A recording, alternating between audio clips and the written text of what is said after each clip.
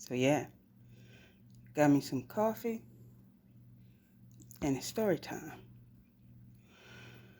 So I was sitting here thinking, and my life, it hasn't been the greatest, hasn't been the easiest, but it's all been worthy. Everything I've went through, that I've put myself through, it has all come back to a 360, to a completed fold. It has helped me to become a better person, know who I am, understand why I went through a lot of things I went through, and just understand myself, understand who I could become and who I should be. But let me tell y'all something. I always think about, what if I didn't do the work? I see other people who clearly haven't done the work. But those people are chosen. Well, I can't say they haven't done the work, but there are some things that they still need to work on. When you are in a narcissistic relationship, it changes you.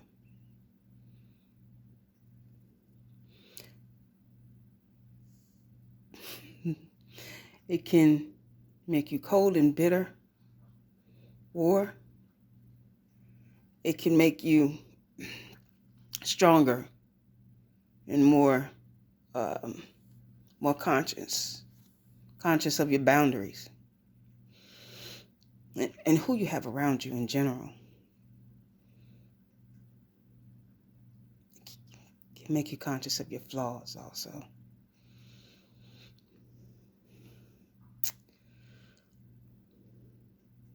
I was cold. God had a plan for me. But I couldn't see that. I didn't want to see that. Because that was that. And I'm in this worldly world. And between my ego and pride, I wanted what I wanted. And I didn't have any problem getting a lady, so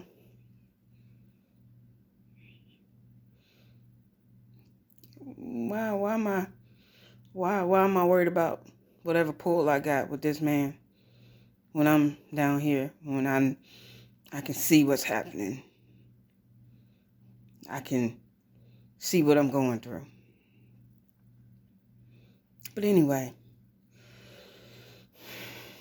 I resisted. And I did what I wanted to do. And he said, no, you won't. I'm calling you. So, of course, things happen. The narc started giving me traits of being a narc. God was still pulling me, saying that's not who I meant for you to be. But I was still ignoring God, mind you. So I carried that trait on to another relationship or two.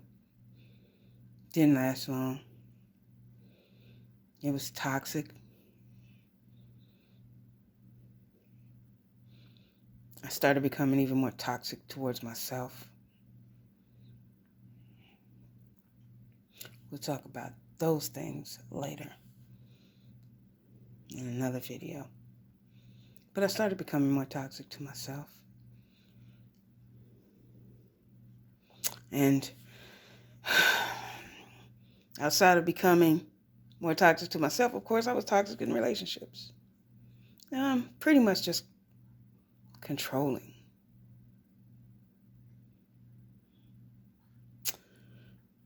God snatched me just one day out the blue and said, you will do better. By this one, the relationship that I was in, you will do better. Stop. For the first time, I listened. It was too late for that relationship. That thing took me through hell too. Like that thing still currently to this day takes me through emotions. But I went through a couple of people because my cycle, I kept repeating that cycle. I kept being hard-headed. And he said, okay, you're going to keep doing the things I'm asking you not to do. You're going to keep not learning the lessons that I need for you to learn. So this is what I'm going to do. I'm going to hit you one good hard time.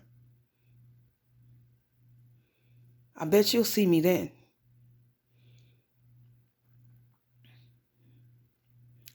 When I tell y'all,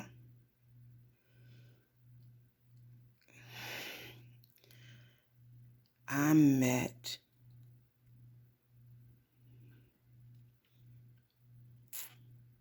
the most unbelievable person. I had the most unconventional, unbelievable relationship. And it was 100% fake. I saw the red flags, but I was going through another relationship, being hurt, and that one was knocking me down notches from whoever it was I ever thought I was. I wasn't.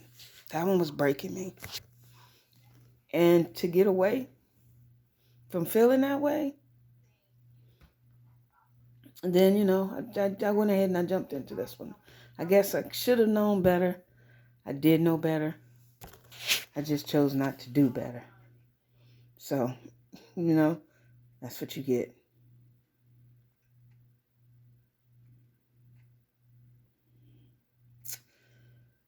That one, after that one,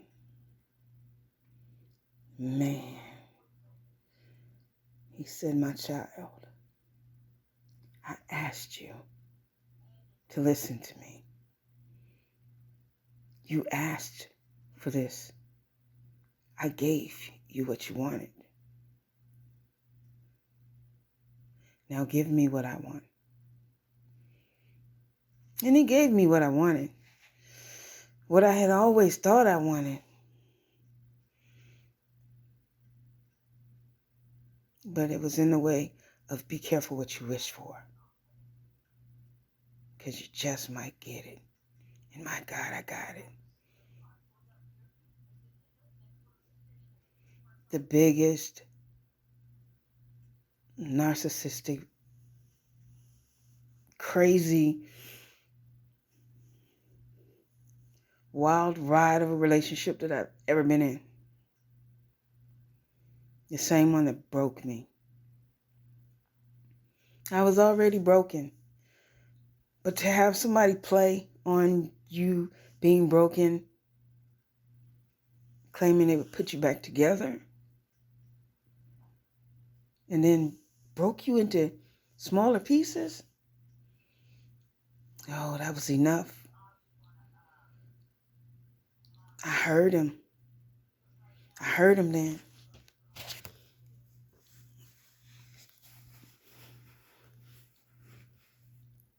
I had to let it go. I had to hear him. I had to listen. I had to stop breaking those cycles. So I went on a mission to clear my head. And I worked through. And all the shadow work, I did it. And now I've come out. I've come out to be such a different person. And I love who I am. And I love the fact that I've learned so many things about me that I refused to see before. Number one is that I didn't have boundaries with people. I wanted to fix people and help people. And I put you first. but nobody was willing to put me first. But I am a healer. So with knowing that now, I know that I am supposed to be drained by you guys. I am supposed to give until I can't give anymore and then go off and recharge, restore myself. Let the Lord restore me in faith and renew me in spirit, because I'm doing His will.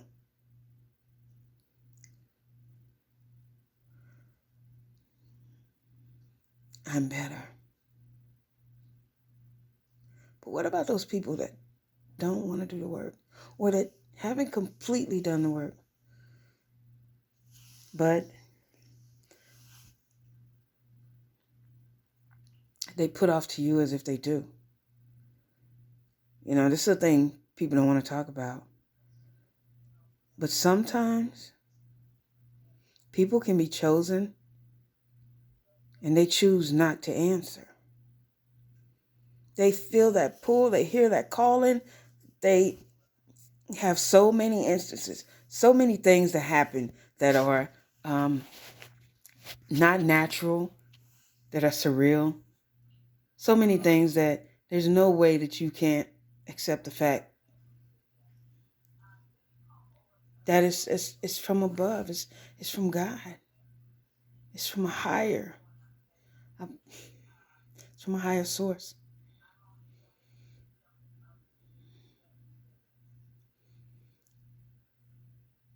They don't listen. And that's okay. Because everybody gets to their stage whenever they get to their stage. If they choose to ever get to that stage, that's okay. But the problem is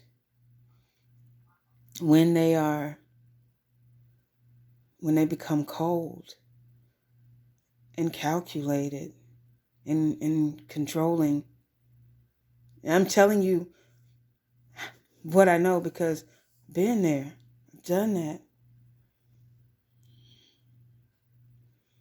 And I want y'all to catch people that do that too. People can slowly and people can gaslight you and you don't even know it. You think that they're giving you a compliment. You think that they're being your friend. And they're kind of, they're talking slick to you. Or they're talking to the next person slick to you. And you know it when you come back, when people say, hey, you two are two totally different people. I don't know how y'all are friends or how y'all are together as a couple. I don't know how y'all hang around. I don't know how you deal with her or him. I don't know how you put up with this,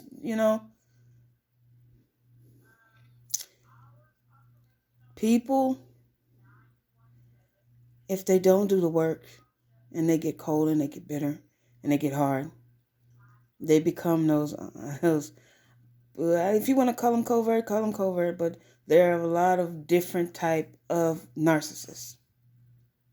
Or since we're not, a psychiatrist and we can't technically diagnose anybody, let's just say that they have narcissistic tendencies.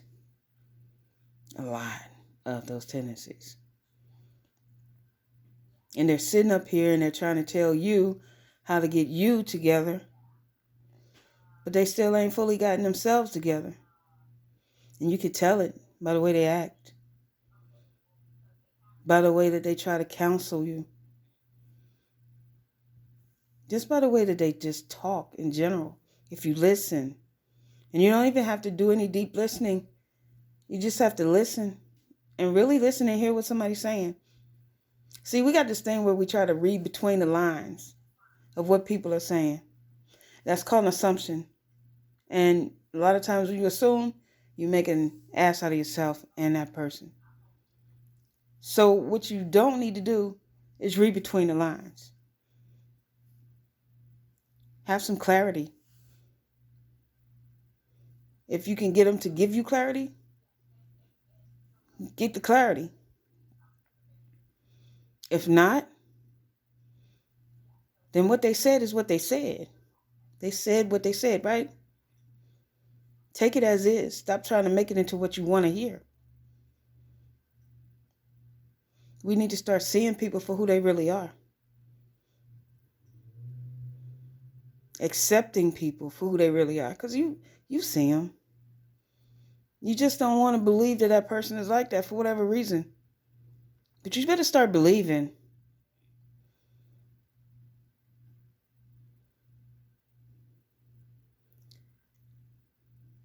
I just want y'all to understand. People who won't do the work, who always want to control everything. Don't say this. Don't say that. You don't talk right now. I don't want to talk about this at this time. Talk about that. Or, don't, you could have waited. You could have done this. And you just all types of stuff, man. Just people that are controlling. You know what controlling is. I don't have to give you a blow by blow. You know what it is.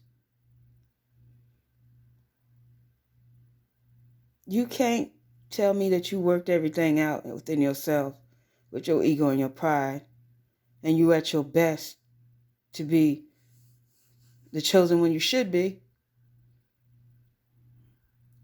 If you still trying to control everything, because the first thing that a chosen one must learn is that we don't control anything. That's why you're chosen. You are going to keep going down the same beaten path as long as you live until you get it right. Or if you don't ever get it right, then you just keep having a hard life to your last breath.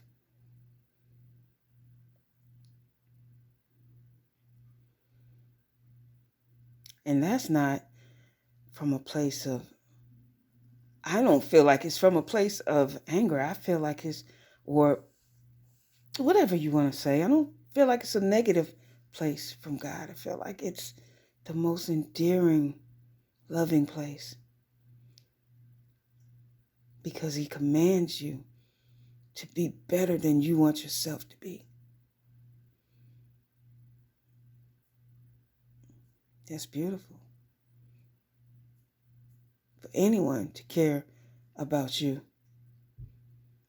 as much or more than you care about yourself. Listen, I know I beat it into the ground about how you guys should discernment. Be careful what you put into your soul. Because that's the first step. I have to. That's the first step. Once you do that, you'll start to see what I mean. It ain't hard these days. People make it really easy. The veils are falling. So, we'll make this short. It's not short, but I'm going to make it, as short as I can because I want you guys to stay focused. Listen.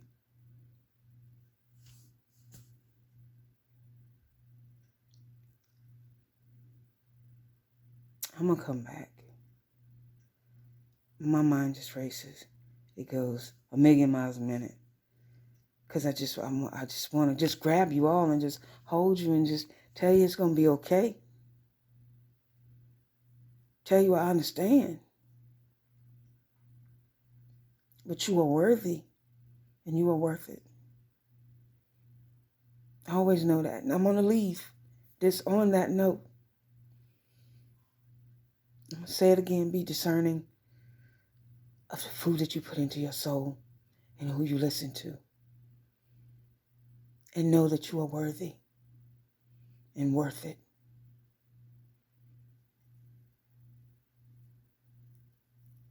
Y'all be good.